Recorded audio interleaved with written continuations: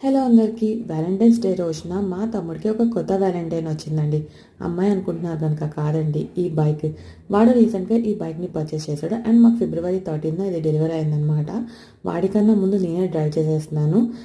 స్మూత్గా ఉంది డ్రైవ్ అయితే, నేను డ్రైవ్ చేశాను కదా. అండ్ బైక్ నేమ్ వచ్చేసి టీవీఎస్ ఎన్టార్క్.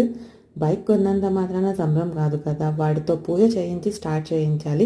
అందుకని చెప్పేసి ఇది నెక్స్ట్ డే ఫిబ్రవరి 14న మేము పెద్దమ్మ తల్లి టెంపుల్కి వచ్చామన్నమాట.